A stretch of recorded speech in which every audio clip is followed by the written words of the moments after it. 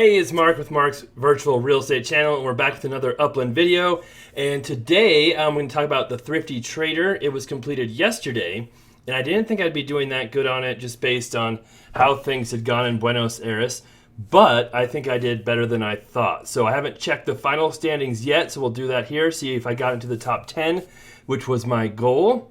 And we'll talk a little bit more about Buenos Aires as well, too. Now, of course, we love the likes, shares, comments, all of that great stuff. Keep those coming. And we love seeing new subscribers as well. We'll check in for our daily check-in. You can see I haven't been here yet today.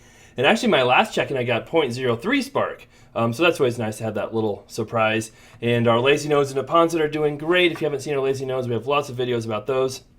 Our current contest community build should be done here in a few days. We'll do another contest, so make sure you subscribe to stick around for that. If you're interested in us helping you build a property, that's always fun. And here we are in Buenos Aires. And I did buy, I minted most of my properties around here and up in here. And then for the Thrifty Trader, you can see I did end up buying some properties in other areas too. And if I was really paying attention, I probably should have bought them down here more, but that's okay.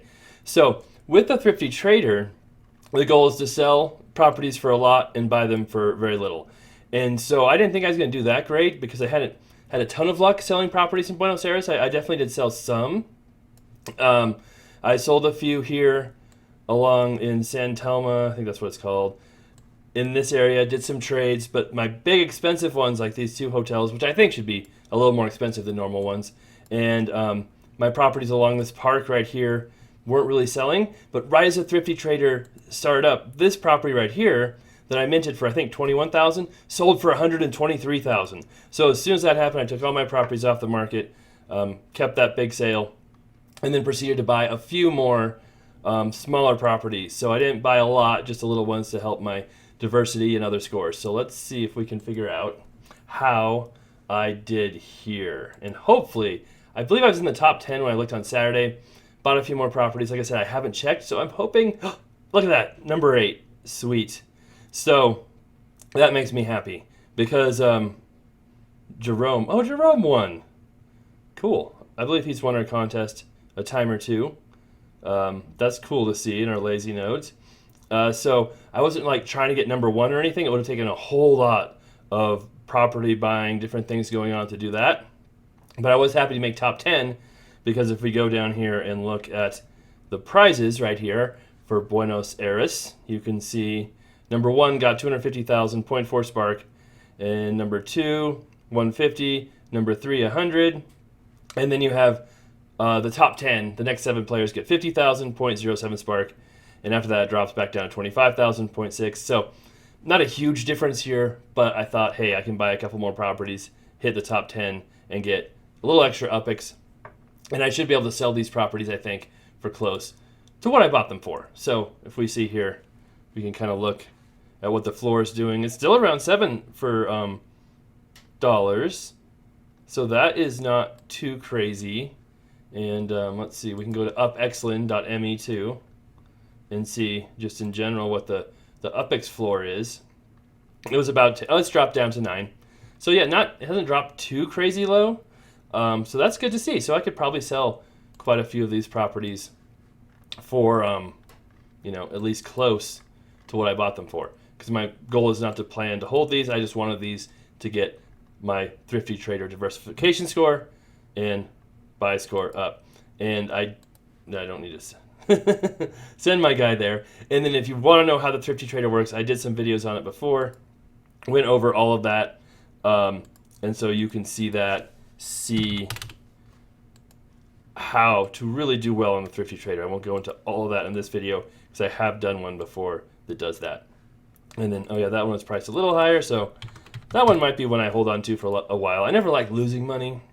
I'm not in a, I don't need a whole lot of UPIX right now, so I'd rather just hold on to properties and lose money on them is my strategy. And eventually, who knows, prices may jump up around here or they may not. You never know, but we'll put them up for sale just to see what happens too, because a lot of times that floor will fluctuate. It'll go up, it'll go down. And just like yesterday, I believe, if I look at my messages here, I had a property that sold, well, in Rio, which you know, obviously that release happened a long time ago. There's one in Los Angeles.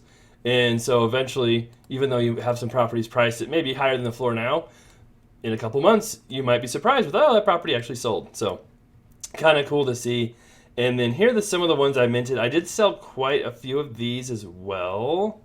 I wonder what prices are like right here. Yeah, they dropped a lot. But I made pretty decent profit on quite a few of these.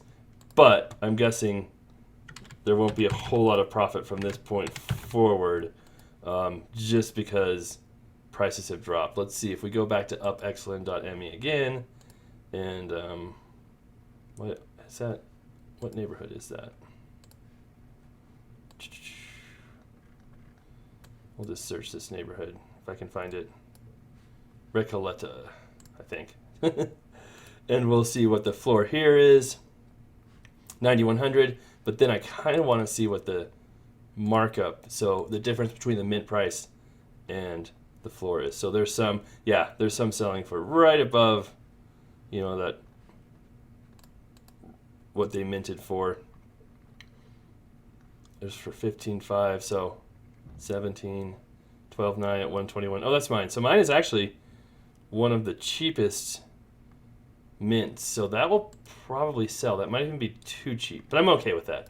And so I'll put a couple of other of these up for sale as well too. I'm still making a profit, not really planning to make a huge amount of money on these, but just a little bit. And I kind of knew that when I minted them, I'd probably have to sell them right away to make a big profit, unless it became like a collection or something like that.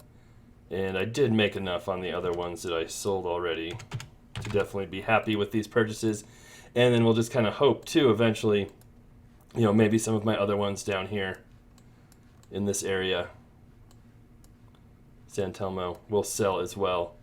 Because I've got, where are all my, there they are. The hotels, the marked properties are worth a little bit more. And I still think there's some demand here along this park, even though, let's see what the floor is here too before we start pricing stuff all crazy, because this is a collection. No, they don't have that yet. And first we can check what the mint markup is. There's some at 213. Oh, that's mine. Mine is the cheapest mint right now, and you can still see I would be making a really good profit on that. So that's interesting. So hopefully that one sells, and we'll go by mint price and see what the cheapest property here in San Telmo is. 34. Nope, that's 28. Okay. So that floor is holding pretty steady, pretty good. And I think it's a small neighborhood. It's an interesting one. And it could be a node at some point. So I think the prices will probably hold pretty steady here. Who knows exactly what they'll do. But you can see, you know, pricing anything around 30 will probably get it sold eventually. And so how much was... That was... That's kind of a cool neighborhood, so we'll put a higher price on it and just see what happens. So like I said, sometimes stuff that's on corners, even though it's not in a huge collection or anything super special, sometimes that stuff will still fetch a good price.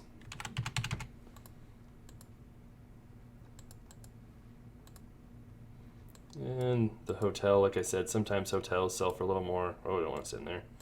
But not expecting a huge markup there. And we'll see what happens. And one more here we'll put up. That might be too high of a markup, but they're cool properties. I don't mind holding those for a little while either. So we'll see what happens there. Maybe eventually I'll go back and put up some more of these for sale. Here's some more of the other ones up here that I had bought for the Thrifty Trader too. And you can see some of them I bought. I did spend a little bit of dollars on. I spent US dollars on some of these, so that's why the prices are cheaper. And then some I just bought with UPX. So that helps you in the Thrifty Trader. The cheaper you can buy.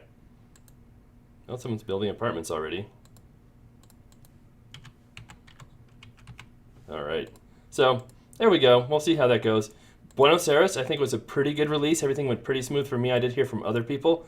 They had trouble with loading, with captchas, with getting stuff minted. So that could be why I did so well, is because I did not have that trouble and other people did. I was not expecting to get so much here in San Telmo. So was happy with that. I thought it actually would sell out faster than it did, but we'll see there. And then collections, I had a collection video earlier too. You can watch a lot of streets I had no idea would be collections. This was a tricky one. And then supposedly we'll have more neighborhoods released and more neighborhoods or collections released here in the future as well. So it'll be interesting to see what happens there too. All right, thanks for watching. Love the support, love the likes, love the comments, love the shares. Keep those coming. And we'll be back here with another contest announcement pretty soon. So make sure you subscribe if you haven't, and you can join our cool lazy nodes. Really easy, you don't really have to do anything. So check those out. All right, take care.